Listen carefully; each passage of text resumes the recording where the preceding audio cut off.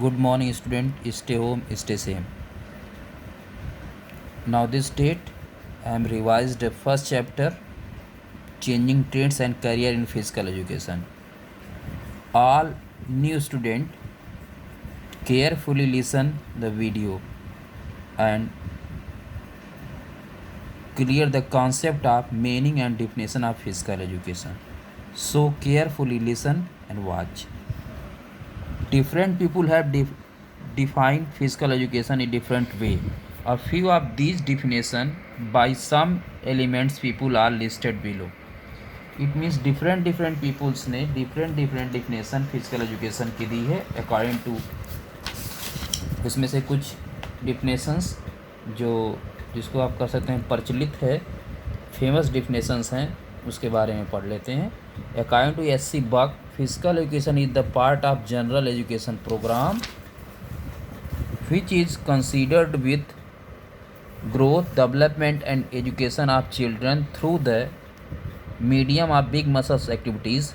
It is the education of whole child by means of physical activities. Physical activities are the tools. They are so selected and conducted as to influence every child's life physically, mentally, emotionally and morally. It means, according to S.C. Buck, physical education general education का एक part है. इसका संबंध शारीरिक क्रिया means physical activities द्वारा बच्चों की वृद्धि तथा शिक्षा से है.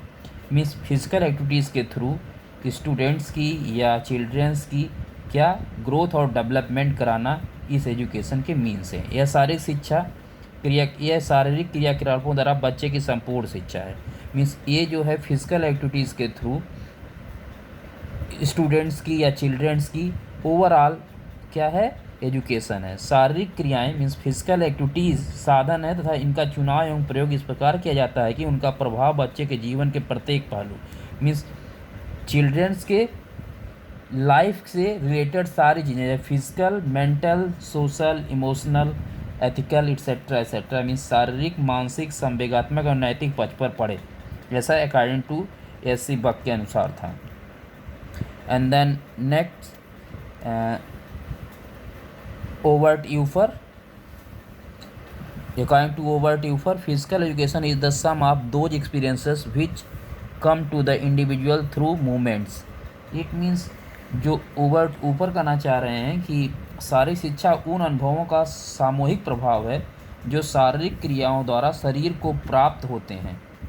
उनका कहने का मतलब कि जो फिजिकल एजुकेशन है कि physical education sum of those experience means जो उन अनुभवों का सामूहिक प्रभाव है जो आप महसूस करते हैं जो शारीरिक क्रियाओं द्वारा व्यक्ति को प्राप्त होते हैं. जैसे आप रनिंग कर रहे हैं तो रनिंग करते समय आपको क्या क्या प्रॉब्लम्स होती हैं या क्या उससे आपको बेनिफिट्स मिलते हैं. तो एक्सपीरियंसेस होता है. जो बिगिनर्स होता है बहुत तेज़ी से दौड़ जाता है, फिर वो उसको क्या होता है उसको ब्रीदिंग प्रॉब्लम हो जाती है, ज़्यादा टायर्ड हो जाता है. लेकिन जब वो ऐसा रेगुलर करता है तो उसको पता चल जाता है कि अपनी स्पीड को कैसे कंट्रोल करना है. तो उसके एक्सपीरियंस के थ्रू सारी शिक्षा को जानना ही सारी शिक्षा कहलाता है. जॉन एस कैनेडी इनके कैसिडी के according physical education the sum of changes in the individual caused by experiences content motor activities. It means Cassidy के अकॉर्डिंग शारीरिक क्रियाओं पर केंद्रित अनुभवों द्वारा जो परिवर्तन मानव में आते हैं वह भी शारीरिक शिक्षा कहलाते हैं. उनका कहने का मतलब था कि फिजिकल एक्टिविटीज़ के थ्रू जो मीन्स पर्सनालिटी में या पर्सन्स में जो आपको सेंट्रल एक्सपीरियंसेस के थ्रू जो आपकी बॉडी आपके माइंड में जो चेंजेस आते हैं वही सारी शिक्षा कहलाता है. मीन्स फिजिकल एजुकेशन कहलाता है. According to J.B. Nash, physical education is the face of the whole field of education that deals with big muscles activities and their related responses. According to J.B. Nash, शारीरिक शिक्षा के बड़े क्षेत्र का वह अंग है. मीन्स शारीरिक शिक्षा के क्षेत्र का वह अंग है जो मांसपेशियों से होने वाली बड़ी क्रियाओं तथा उनसे संबंधित प्रतिक्रियाओं से संबंध रखता है. इट मीन्स कि जो फिजिकल एजुकेशन है वो part of education means education का एक अंग है और क्षेत्र है जिससे जो मांसपेशियों से होने वाली मांसपेशियाँ मीन्स योर मसल्स से होने वाली बड़ी मीन्स बिग एक्टिविटीज़ तथा उनसे संबंधित वर्क मीन्स प्रक्रियाओं से संबंध रखता है, इसको फिजिकल एजुकेशन बोलते हैं। इसी तरीके से CC Cowell, Brownell, central advisory board of physical education और रिक्रिएशन ने भी अपनी अपनी डिफिनेशंस दी हैं, इसको आप देख सकते हैं। And last conclusion, in this light of the above definition, it can be said that physical education is an integral part of general education and is the essential for human being। जो आपने definition पढ़ी ऊपर, उसके according ये कहा जा सकता है कि सारी शिक्षा सामान्य शिक्षा का एक अभिन्न भाग है, पार्ट ऑफ जनरल एजुकेशन, और यह मनुष्य के लिए अत्यंत आवश्यक है। It is not merely a physical activity but is the education of the body through the body. ये सिर्फ क्या है, सारी शिक्षा समान शिक्षा का भी अंग है। यह केवल शारीरिक क्रिया ही नहीं है, ये फिजिकल एक्टिविटी नहीं है, वो इसके अतिरिक्त ये क्या है, शारीरिक शरीर द्वारा शरीर का ज्ञान है।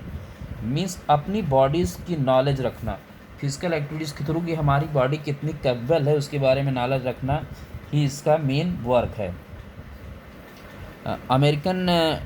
अमेरिका में कुछ ऐसे रिसर्च हुए हैं, means American research studies show the person who were engage in various programmes of physical education achieved higher goals in their lives in comparison to those who did not indulge in physical activities।